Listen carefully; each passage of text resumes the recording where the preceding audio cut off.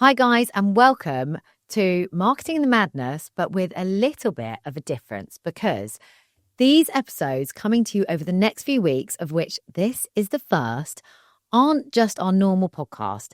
This is from Marketing in the Madness Live, which happened at the Drum back in October. And I promise you, you are not going to want to miss these. Not only because they have my favourite author, Richard Shotton, talking about his new book, Hacking the Human Mind, and how some of the world's most famous brands, including Dyson, who he profiles, have literally done exactly that and hacked our minds, but also features some of the world's biggest brand speakers. You are going to love the content that is coming at you over the next few weeks. So if you do enjoy this and you're a regular listener and you haven't already done this, I need to ask you a little favour.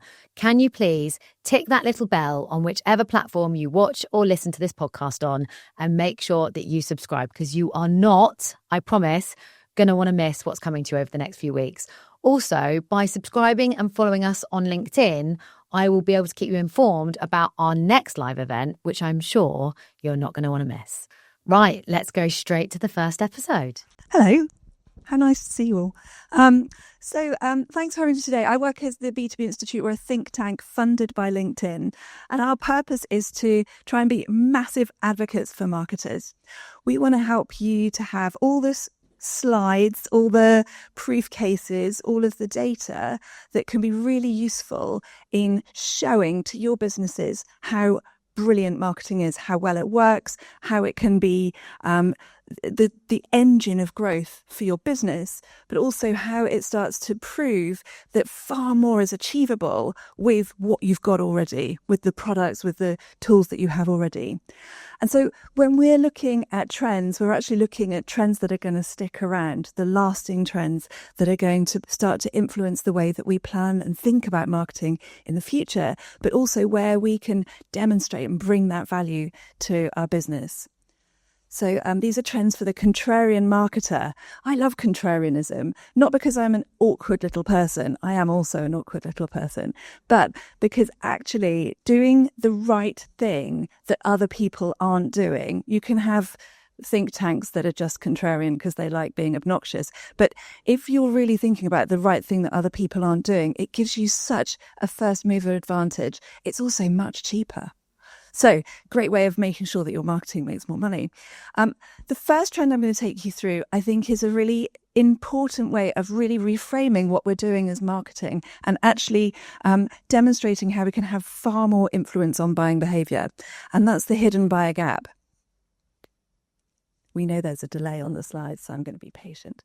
Now, hands up. Left hand if you see a duck, right hand if you see a rabbit. Don't overthink it. Left duck, right rabbit. Oh, I liked how you swapped halfway through. Maybe a duck, maybe a rabbit. Some people see both, and they are they're just smug. Don't worry. Give them a little nudge.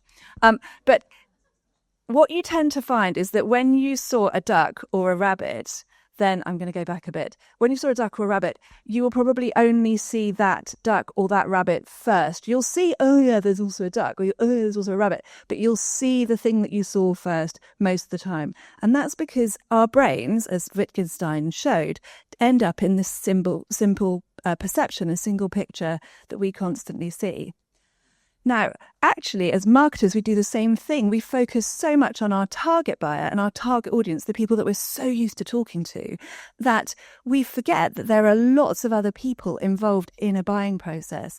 In your family, these are the people who will nod or approve of a purchase you made. But even more important, in a buying situation in B2B, there are a whole load of people that approve a deal. Now, especially in B2B, because deals actually happen amongst committees. They're often decisions that are delivered to a whole load of end users that need to be consulted in the decision that's being made. But also in B2B, the size of the deal is much bigger. We're talking to people who are doing $10, $11 million deals. And in that case, that's not an easy decision to make. That's a decision that you make as a committee, as a group. Now, hidden buyers are really interesting because unlike target buyers who are technical experts, they know everything about what you do already. They're already really attuned to the category. Amongst target buyers, we see them 40% more interested in advertising in their category. really interesting to see there's a sort of a bias towards wanting to see the advertising. But what we see with hidden buyers is that they're process experts and they have almost a completely opposite mentality. Target buyers tend to be quite enthusiastic and interested. They might be cynical, but they're really interested. Hidden buyers are actually in a totally different mindset where they're actually worried, fearful. They're worried about risk. They're there. They know their job is to protect the company from a bad decision, whereas target buyers want to make a good decision. Can you see how that pulls against each other? Now, in this, what we see is a huge gap in deals that are being made. Now, about 40 to 60% of deals are left on the table because these two groups of people can't agree on a deal. Now, this is really important. If you don't remember anything else from what I've got to say today, remember this, because if 40 to 60% of deals get stuck, that is bigger than any of your competitors. That is the biggest business opportunity I can find you in B2B. Because if you can unlock 40 to 60% of your deals of business that sales can't get over the line into a sale, then you're going to be able to buy a conservatory. You're going to be able to get a bonus this quarter. Everyone's going to make their number for the next year. 40 to 60% of business coming through that was stuck is a massive increase in revenue without having to say anything rude about a competitor, without actually having to deal with, even a market share or share of mind increase because you've already got more of your business successfully through. And this is where actually marketing has the power. In communicating to hidden buyers as well as to target buyers, marketing is able to influence that change. Now, how does it manifest in the making of a deal? In particular, what we can see is there are multiple stages in any B2B purchasing process. And the key one is day one. Day one is the moment where you discover there's a problem in your business and you've got to solve that problem. And when you discover that day one problem, you have a number of brands already in your mind, a number of solutions to solve that problem. The best search engine in the world, despite ChatGPT, is still the search engine in your brain. And what's interesting is that at that point, both the target buyers who know everything about everything and the hidden buyers who know very little about anything other than how to make a good decision, they come up with a list together. Now, this shows you the importance of your brand fame. Your presence in the minds of both of these people actually determines whether you're going to be on that day one list. No one's hitting a search engine until they've got a couple of brands in their head. And they agree who we're going to go ahead with. Everyone looks around the room. Do you think they're good? I think they're good. I've heard of them. They do that kind of thing. That mindset is then followed through. Your process experts go and construct the ordeal, construct the rationale for why you would be buying from the people that you thought of on day one. And then that deal is then presented to your hidden buyers, and they, like Nero or some other Roman emperor, are sat there with the thumb of doom, and they can go yes or no to the deal going through. They cut it off. This is where you see about 40% of the deals dying. And then the purchase decision happens and everyone sort of swans off into the sunset, so bloody happy that it's all gone through. Now, between these two audiences, there are really different mindsets. And in particular, you can see here, risk becomes really big in the thinking of the hidden buyer. Gives the most, for those of you that can't see over the heads, gives the most protection from risk, even at the cost of some innovation. And the vendor is a top brand in the industry and is trusted by my peers, even though it's not the most advanced. Now, this is really interesting. Hidden buyers don't care so much about innovation. They don't care so much about advancement. They don't care about the quality of the product that they're buying as much as they care about the quality of the deal, of the business that they're going to be working with, and the level of risk that they might be taking with making a deal with you. So that different mindset means they need different associations with your brand. They need to kind of have an idea of your size, your ability to stick around for the next few years. You're not going to disappear with the money. Brand familiarity and reliability are everything that the hidden buyer is looking for, even though the target buyer is much more interested in things like your innovation or your product capabilities. Now, this gap is where we see about 4% of deals going through where only the recommending function knew the brand. The target buyer had the 4% of power there. But actually what we see when both the hidden buyer and the target buyer know the brand, 81% of deals going through. Like, really understanding the power here and the importance of really not forgetting this very important audience is where we can see much more business success coming from. Now, it's not going to surprise you, being from LinkedIn, that I'm going to tell you there is a solution on LinkedIn, but it's a free solution. You can actually start to search on Campaign Manager you can sort of use LinkedIn backwards to actually search for the data to see how many of these positions are in the industries that you're targeting and actually in the businesses that you're targeting, and start to create audiences and networks that involve hidden buyers. So please enjoy that.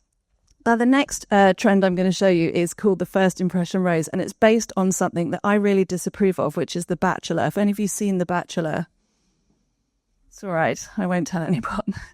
So The Bachelor is awful. It's quite a disgusting format where a whole load of women compete for a supposedly very attractive man. The idea of The Bachelor is very much like the concept or the format for most reality TV, which is that you've got a bunch of people and eventually you're going to end up with a very sort of small number of winners. Normally one or two people end up doing quite well. What's in it too, I'd hope, in The Bachelor, they should like each other by the end. But what's interesting about this is that format also runs quite a formulaic data sample. Yes, we can make The Bachelor nerdy, guys. So what's interesting about it is, of the winners and runners-up, so the people who placed into the final, most of them were given the first impression rose, the very first date on the day one in the first episode of The Bachelor. They were identified as a future winner. You can see the same thing happen in X Factor, Strictly, any other reality TV show. The editorial, everything starts to focus on the people who look like the most likely winners from the very start of the creation of the format. And this is really interesting because it shows the importance of these first impressions, of memorability and standing out amongst your category. Now, we saw before the importance of the day one list, but 86% of buyers start with a day one list.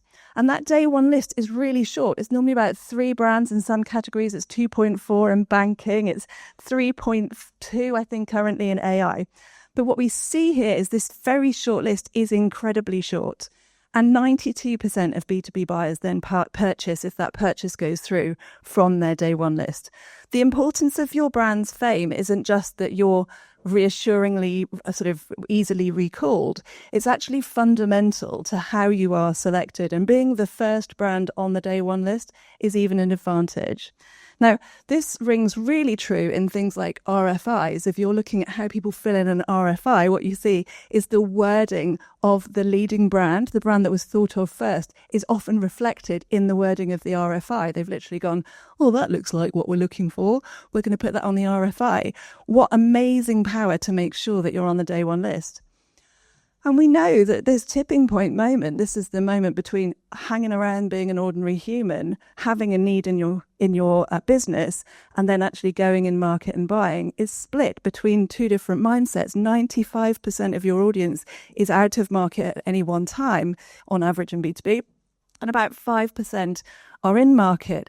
Now, in market is a 3-month buying evaluation period governed by a day one list that happens just in that fragment of time, that moment where you see a need state entering into a customer's brain or into their business. So the importance of connection, of a bold creative that actually is memorable, becomes significantly more important. What we want is to have a strong first impression, and using formats, using creativity that makes a first impression and drives memorability is how you get on that list. If you are trying to look like everyone else's advertising, or if you're buying media that is just used to kind of sort of splat everyone with information but doesn't drive the brand, then you're losing that first opportunity. You won't get the first impression rose. So formats are really useful. You can see that video is a great way of really engaging people and helping memorability, but we can also see that how we design and relate in storytelling and human connection is a great way of making sure you make the first impression. But the other part of that is the Sea of Sameness. Now, what colour is the sea? Blue, hopefully blue, apart from the English Channel. Brown. I used to go scuba diving in the English Channel. One word, 2 words. In fact, do not do that. Don't. It's very brown and full of poo. So the Sea of Sameness. If I look, I have to go back a bit. There we go. If we look, here's a little test here, the Van Restorff effect. Which of these potential tattoos for me this weekend stands out the most? Could it be those who are at the back? There's a really, really weird one that says party cannon in bubble writing. So the party cannon one is pretty much the one that you're going to pick as the one that stands out. Probably none of these will be my actual tattoo this weekend. But what's interesting is it stands out because in every possible way it is different to all of the other ones. And its difference is what helps us to remember it, what helps us, our brains to instantly go to it. There was no kind of, oh no, I think maybe whatever the other one said was. Now, what's interesting is that in B2B, we tend to find that marketers are really reassured by looking like advertising and looking like other brands that are advertising in their category. In particular, coming from a blue brand, I can tell you they are all blue. Not every B2B brand is blue, but the majority of B2B brands are blue because it feels very grown up and businesslike and very safe. But unfortunately, safe don't get you many results because safe blue brands tend to disappear into the sea of marketing communication.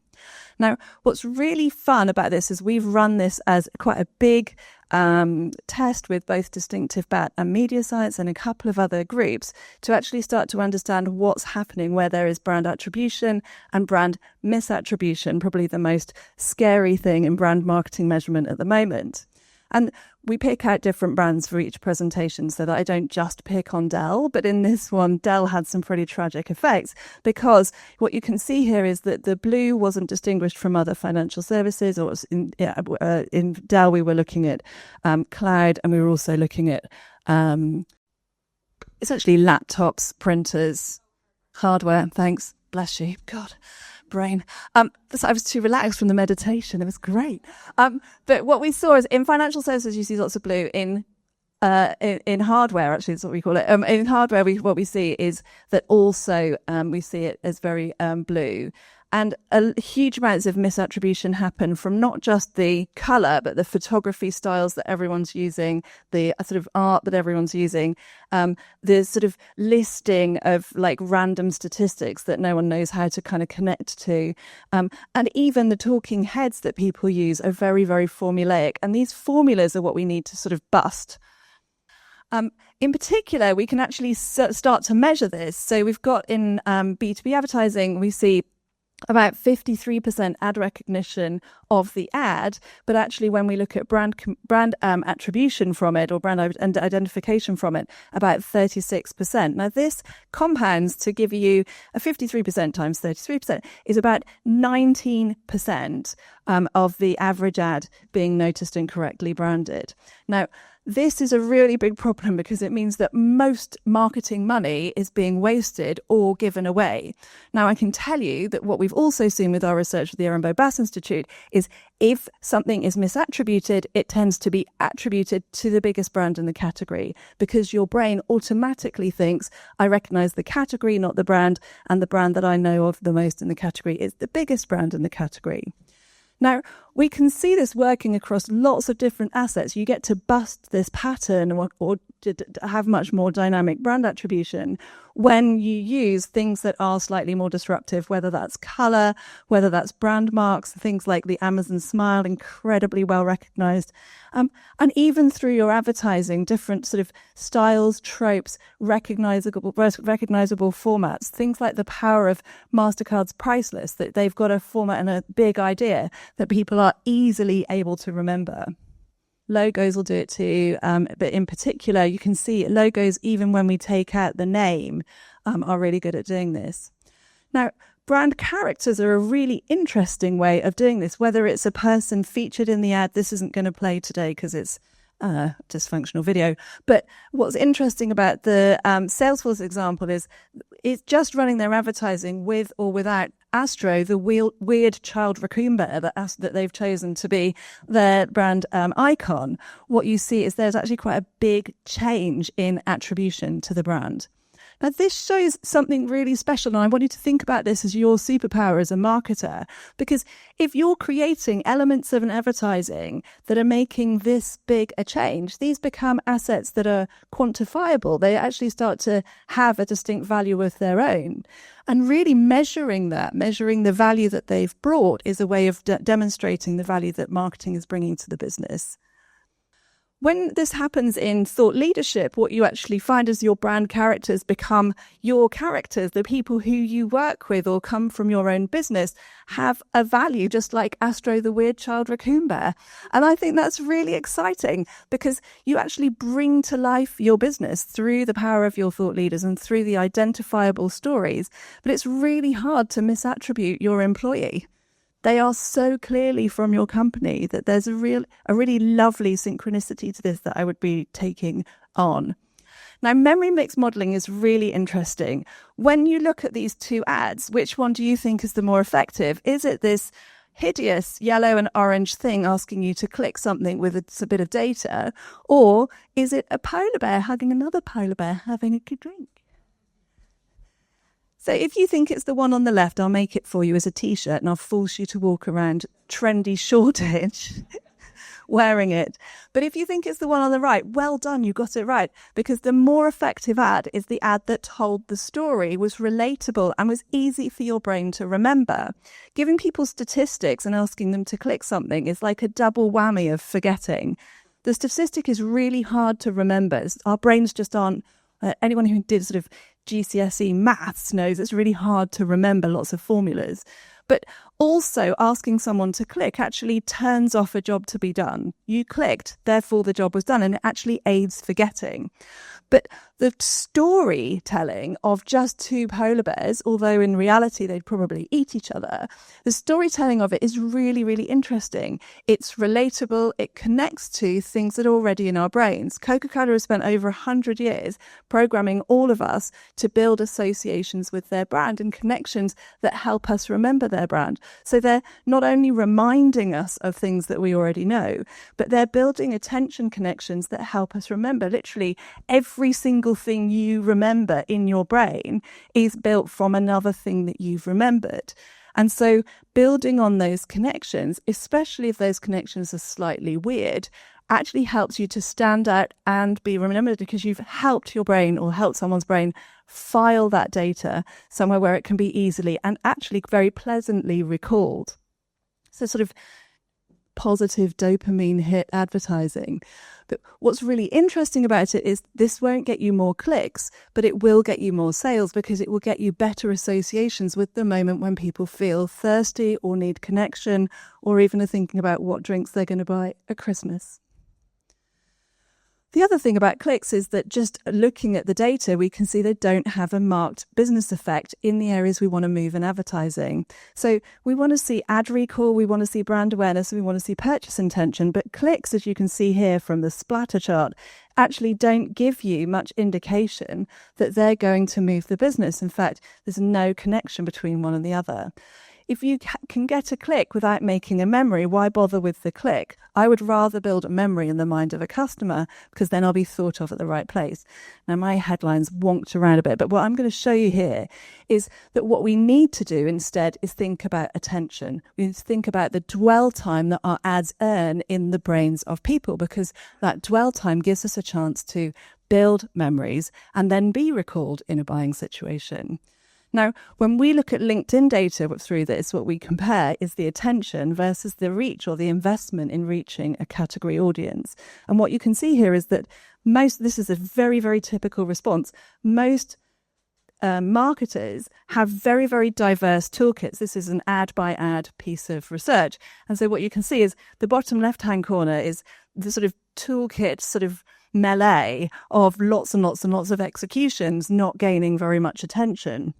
And you've got outliers here, really high-performing, high-attention pieces of creative along the left-hand side. But you also have outliers here. These are the things that marketing thought were good versus the things that the customers thought were interesting. when we're evaluating our advertising, we need to identify more of these guys. I call them flaming tortoises. They're not going very far, but they're pretty bloody interesting. What I want us all to think about doing is how we pop a flaming tortoise. Please don't set fire to a tortoise. They're gorgeous. But how do we find a flaming interesting tortoise, pop it on a skateboard and throw it out into our category audience? Because if something is more memorable, it's much cheaper to achieve higher reach with low frequency. And that will give you much better advertising effects and effectiveness even over efficiency. Now, when we look at how people absorb advertising, they're crazy and chaotic, which is exactly as you expect real human beings to be. But this eye tracker here, if you see the little yellow line, is actually looking at how people look at a screen and following where their eyes go. No one's reading left to right, top to bottom here. We are human, and so we jump through all of the things that we think we should be seeing there. People look for keywords. They leap from idea to idea to get a rough impression of what you're saying. And actually, very few of us really read every single word. Most of the time, people are just leaping around. Now, in an ad that's on screen for 12.3 seconds, what we see is that the real attention is only about 3.7 seconds. And within that, people are switching focus 2.4 times. The time you have with your customer is so minuscule. You have to make the best bang for your buck within those moments. And that means we have to be much simpler about how we communicate. We probably can only fit in one idea per ad. And we certainly need to make sure that that is a big, bright, bold idea, something that we want them to remember. Giving them loads of stuff about how you feel isn't interesting to your customer. You should be thinking they need to know what they really need to be motivated by is what you can do for them. What is the one problem that you're going to solve for them this year? So when we're looking at creating advertising, we shouldn't just be looking at the range of toolkit, but we should be looking at the roles of the toolkit. When we remember through stages. The first is attention and awareness and connection. And the other stages are around repetition and recall being tested on that advertising. So when we're looking at advertising formats, we should think about using formats that are very, very high engagement, like video, where you're able to tell a story and use that attention time, but also at things like static to remind people to be the revision of that one idea over the longer period of time of a campaign. And that means that you can then have a lot more recency in your advertising. And it also changes how we measure effectiveness. We can look at media mix modeling, but we can test that probably only every 6 months for a typical, even a lucky brand. But if we look at memory mix modeling and evaluating the performance of our formats, we can look at that as an ongoing set of experiments. And I think that's really interesting because it means that we're actually looking at how we're going to perform in the future thanks to the advertising. I'm going to go really quickly. The circles of doom. Please don't be scared, but there are two circles in all life. The one is first circle is the circle of marketing, every buyer that can be reached by your activities in your category. Circle of sales, everyone who's likely to buy in the next 3 months. Now, those two circles should overlap. Marketing should be talking to everyone. Sales should be talking to people who are engaged.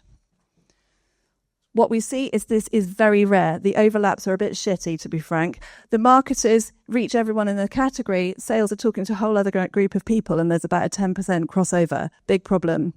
So demand marketing and brand marketing are also totally dysfunctional. Brand marketing should be way bigger. It should reach everyone in the category. It's brand marketing. Demand marketing should reach current buyers. Currently, it's reaching way more people than current buyers. I don't think you should make brand marketing smaller, but we should all be making brand marketing a lot bigger. But the fact that there's only a 6% average alignment between the two means you're only getting the benefit of your brand marketing from 6% of your demand marketing customers. If brand sets you up for success and demand marketing is meant to bring it all home, this isn't functional. This isn't how it's meant to work. And if we can fix this as marketers, it's one of the easiest ways of using your budget better to get better results. I can prove it. When we look at when people do actually overlap their circles of doom into circles of absolutely luxuriant joy, what you can see is that marketing outcomes are significantly improved between people not exposed to advertising, brand advertising, and those exposed to the brand advertising. And sales outcomes are much better. Things like in-mail acceptance rates, even connection requests, all uptick when you can see those two circles overlapping. And hiring outcomes, which is the sort of thing where you can really start to test how you're perceived as a business in your marketplace, dramatically improved. That was the circles of doom, and that was the end of Jenny. So thank you so much for your time. So I hope you loved that episode just as much as I did. Honestly, there has been so much gold content from Marketing in the Madness Live, and you are not going to want to miss out. So if you haven't already, wherever you're listening, please make sure you subscribe. And if you want to join us live at the next event, which is coming up in March 2026, go and connect with me on LinkedIn, Katie Street, and make sure you follow the Marketing in the Madness Live page, and I will make sure that you get one of our VIP invites.